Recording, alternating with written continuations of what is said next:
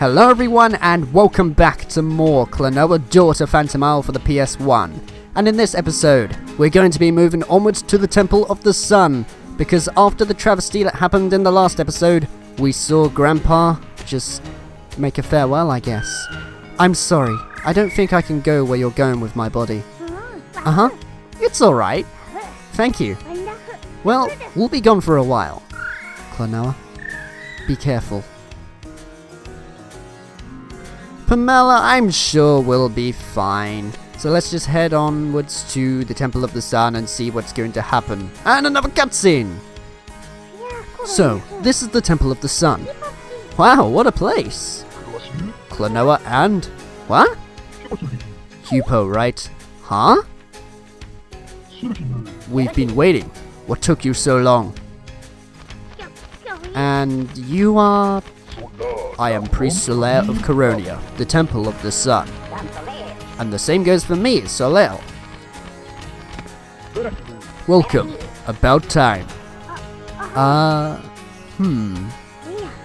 They knew we were coming. I wonder why. By the way, did you see a bunch of weirdos come this way? Yes. Yeah. Please take a look. Look at it! Those 4 pedestals. An orb must be placed on each one to open the door to the altar. Need orbs. But the orbs have all been taken by followers of Gadius. Without permission. Unfortunately, we're not good at fighting. You mean, we're wimps. Please, can you help us get the 4 orbs back? You think you're tough enough? We beg you. We'll get nasty if you fail. Wait a minute! What are we going to do? What are we going to do? We have to do it! Okay, Hupo, calm down. I was only like asking a simple question. Jesus. Never mind. Okay, yeah, anyway, welcome to the Temple of the Sun. This is where things are going to be a little bit different here on there, because we need to find, like they said, 4 orbs in order to open the door towards the altar. And this will also start the part where I basically said in the last episode that I will only record like 1 vision. In other words, the Temple of the Sun, the first part, I'm only going to be doing that, because if I do 2 of them at the same time, this episode is going to be like 36 lengths long, or at least, 36 minutes, not lengths. And you don't really want that also. So this one's probably just going to be a little bit short, but that's all I can do really, in order to actually keep the flow of like this LP going on. I do like this level though, with the fact that it changes this style of play, because we're not moving to the left and right anymore. Instead, we're going to be moving onwards to these rooms that basically unlock certain areas in order to get some of the eggs. So even though I can just get this red one, which I'm going for right now, I could literally just turn back and get the other one instead. Basically put to the left I'm going to get 2 eggs, and to the right I'm going to get another 2 eggs, and that's like how it all plays out. Also, this Phantomilian right here is a bit of annoyance to get, really, because you have to do it just literally when you hit the bottom of that spring in order to grab it. But I suppose it's not really too bad or anything. Also, I just realised the Dream Stones, I'm actually nearly at like 100, and I have like 28 lives so far. Good grief.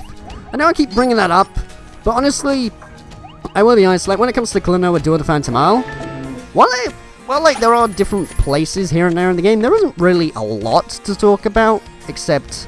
one thing I can talk about, I suppose, is when I click this thing, I want to do it fast, just so then I can grab those gems, maybe. Can I grab them before the time runs out? Yeah, I can, because I may just want to get the big one or so. But that's the thing like with Klonoa. The gameplay is not really repetitive, per se, and stuff, but for LP material, there isn't really too much to talk about, so I'm trying my best, really, to find things to say. And I'm just having a fun time playing Klonoa Daughter Phantomile, what can I say, really?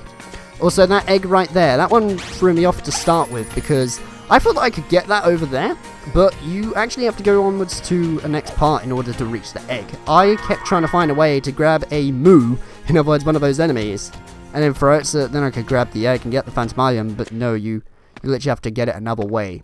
So you know that we went that way in order to get the red egg. This time I'm going to go left again, but instead I'm going to take a completely different direction in order to get the blue one. Because even though I did take the red route going downwards, I can just traverse a lot further and then grab it that way. That's the thing that you're mainly going to have to do in this level, and this is the only time, I think, where it really introduces that kind of thing going on. even the later levels that we do, they don't really have you going around and collecting these type of orbs in order to unlock a door. Like, this is honestly a unique part or so of Klonoa Door to Phantomile. Or at least, they might have used this, I suppose, in Klonoa Lunatea's Veil, or at least Klonoa 2 Lunatea's Veil for the PS2, but again, I'm not sure because I've never played that game. That game too, by the way, is really freaking rare. Remember in episode 1 when I was basically explaining how rare this game is getting?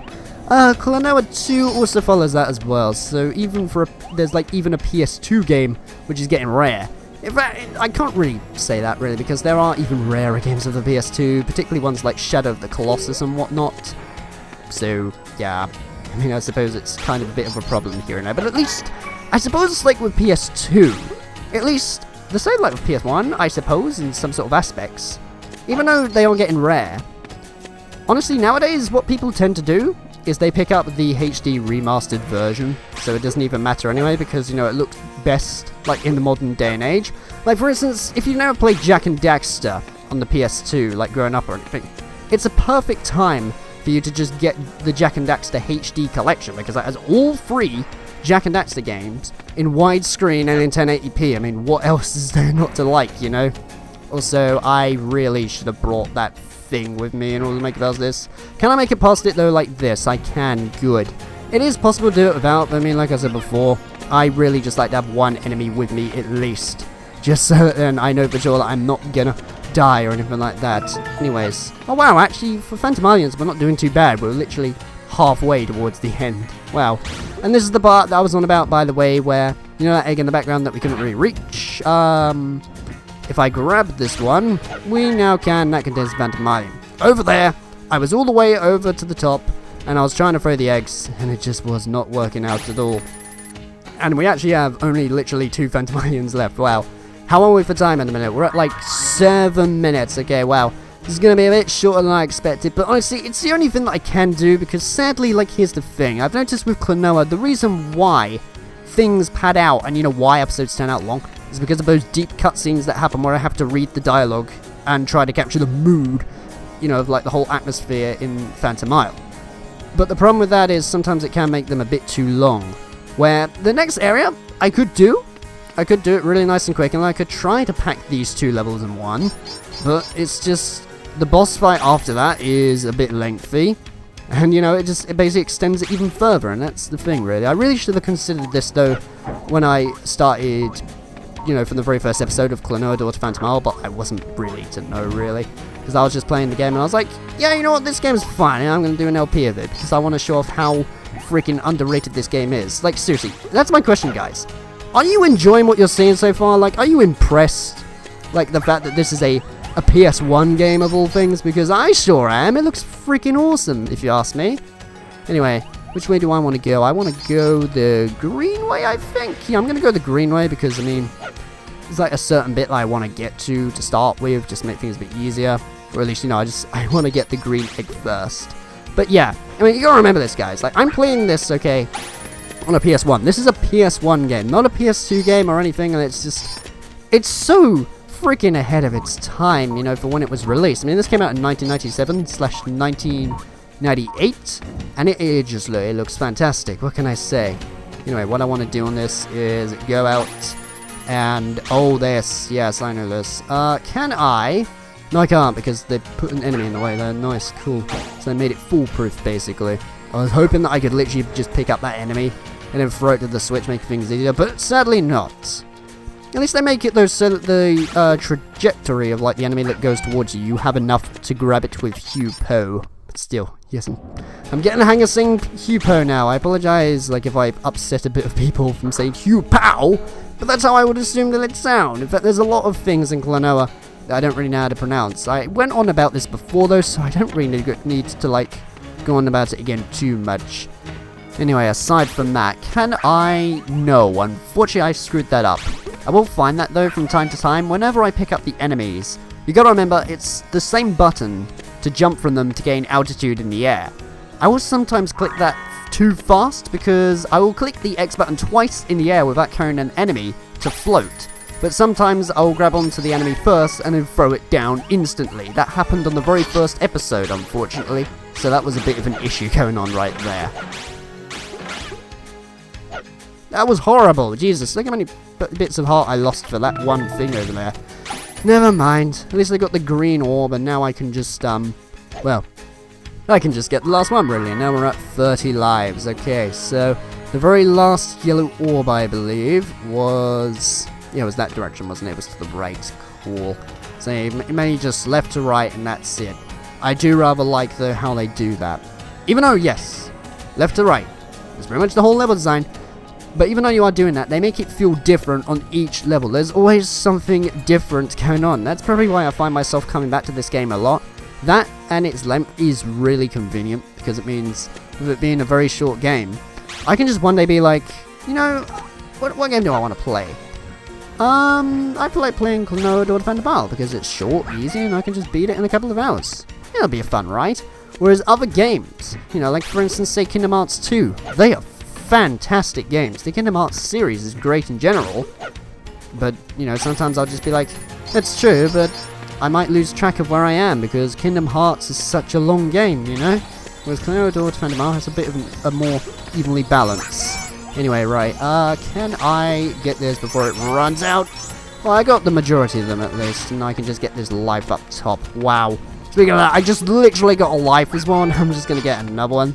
I don't know why, I always find that super amusing, particularly ones of like Mario 64. By the way, a little bit off topic, but it gives me something different to speak about. You know, people, they really like the game Mario 64. I love it, I think it's fantastic. But, here's the thing, alright, I grew up with Mario 64 DS. I actually never grew up with it with a Nintendo 64 system as a kid. So I got the DS version, and honestly, oh my god, what even, oh my god, what? Okay, apparently the game did not really take a liking to me playing the DS version. Fair enough, fine. Make that the first death in this LP. That's a real shame, man. But when I grew up like the DS version, I liked it as a kid, but the jumping in the DS version is incredibly broken. Like, oh my god. Okay, when you are Mario in that game and you do a triple jump, you go freaking high. Like, seriously, the altitude is off the limits of how high Mario can jump. And you can actually do that in order to get up to the top of the castle. You know, the bit that you're supposed to get all 150 power stars and then get like the cannon at the end, which then takes you onto the roof. You can literally do that from the beginning, because due to like the altitude of Mario's jump, you can use that in order to get up to the top of the thing with some wall jumping tactics, and you're able to just skip out so much levels because of how high Mario's jumping is. I don't know why, I just find that extremely amusing and kind of broken in places for the DS version. But still, either way, enough of Mario 64. We've now got all of those 4 orbs, and the door to the altar has been opened. With not much else to do, we might as well just go in there. But I just want to look here or so, because I really like this screenshot. Just look at it, you got like all these flashing lights around the orbs and the fire, and it's such a cool scenery. I freaking love it. That alongside sprite work is a work of art, in my opinion.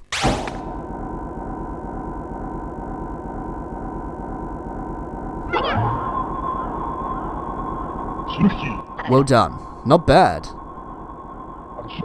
The path to the altar has been opened. The High Priest will surely be happy too. Be happy. You have our permission.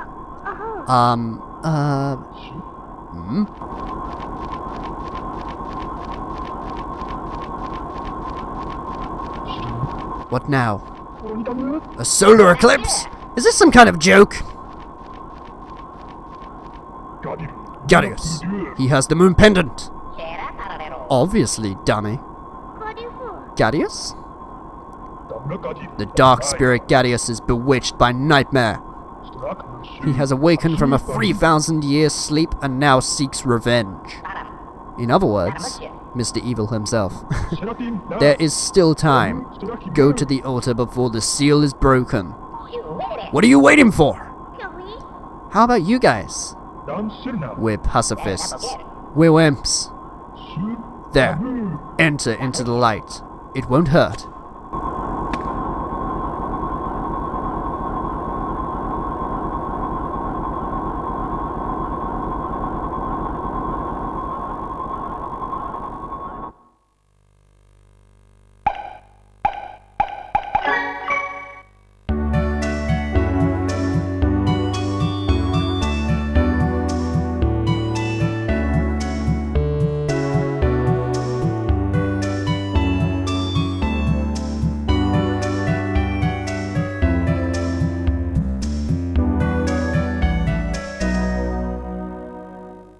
And, like the usual, it's a good time to end off this episode right here. So, in the next episode of Klonoa Daughter Phantomile, we'll be seeing what happens after we step into the light. Take care guys, and I will see you in the next one.